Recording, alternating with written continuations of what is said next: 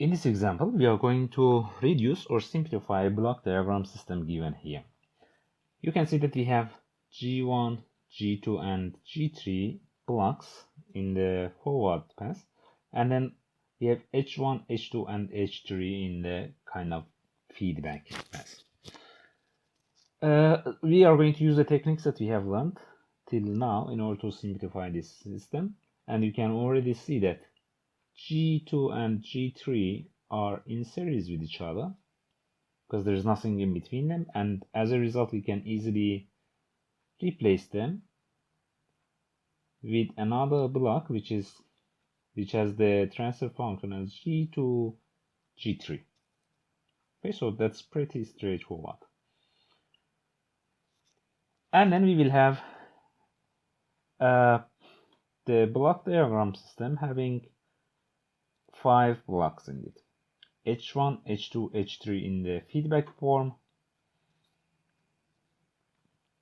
and G1, G2, G3 in the normal form. If you pay attention here, you could see that we have summing points which are placed one after the other one. We can replace all of them with a single summing point. I will draw it here. So this will be our single summing point, which receives the signal coming from G1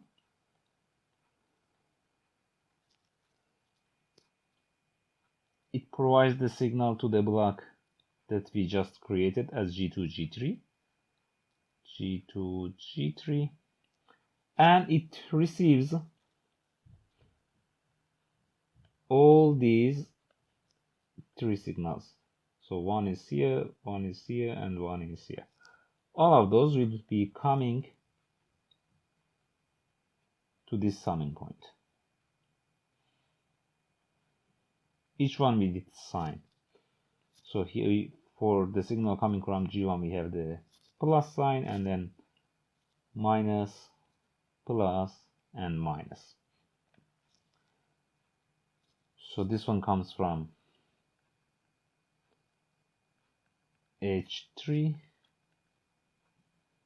the second one comes from H2, and this one comes from H1. And we also know that all of them are receiving the same signal as the input, H1, H2, and H3, which comes from the output of this block. Alright, now if you pay attention to the configuration here, you can see that H1, H2, and H3 are in parallel with each other because they all receive the same signal as their input, and then their outputs are being added to each other. And therefore we can combine them and replace them with a single block, as you can see here. So we have still the summing point here. G1 stays with a plus sign here.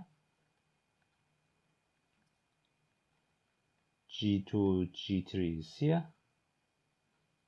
And then we will have a single block. I keep plus over there, and then we will have minus H1 plus H2 minus H3.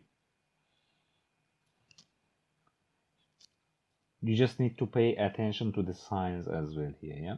So originally we had minus, here we have minus, then for the output of H2 we had plus, we have plus here, and for output of H1 we had minus, and yes, for H1 and H3 we had minus, for H1 and H3 we have the minus or negative signs. And here I put plus because I just wanted to keep the original signs. We can call this as H.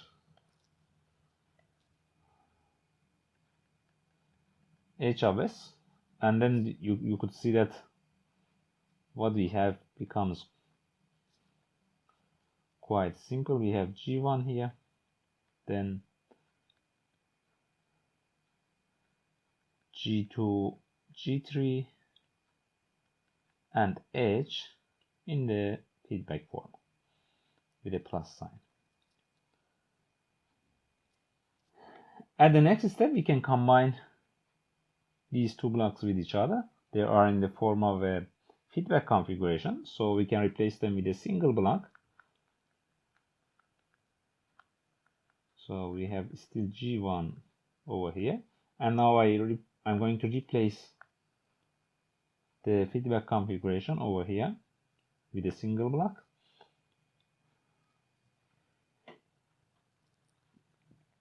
So we have G2, G3 at the numerator and H at the denominator.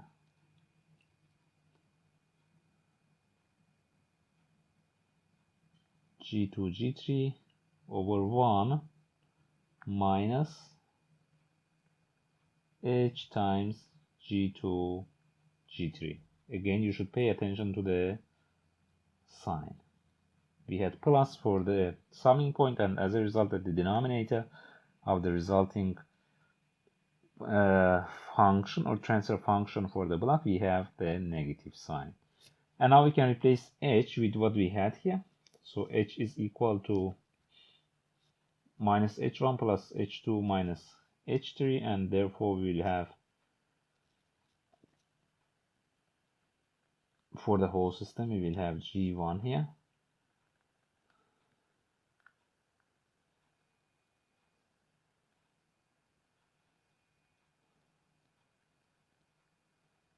G2, G3 over 1 minus H1 plus H2 minus H3 times G2, G3.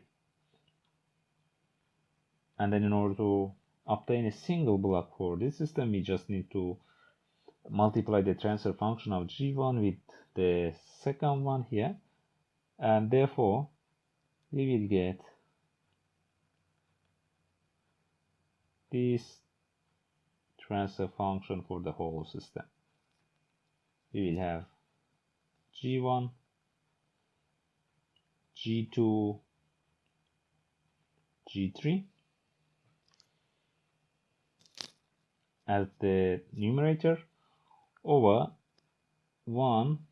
I can also pass the negative sign here inside the summation of H1, H2, H3. So 1 plus H1 minus H2 plus H3 times G2, G3. Or if you wish, you can also write it in this form. This will be equal to the next transfer function that I'm going to write. Numerator will remain the same, G1, G2, G3 of S over 1 plus H1, G2, G3 minus H2, G2, G3 plus H3, G2, G3.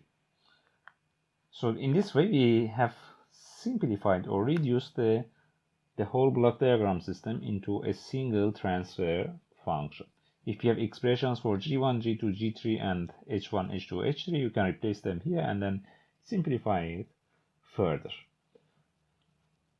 So keep in mind the approach that we have taken here was to consider the fact that H1, H2, and H3 were in parallel with each other. We just combined them, and then we had a feedback configuration.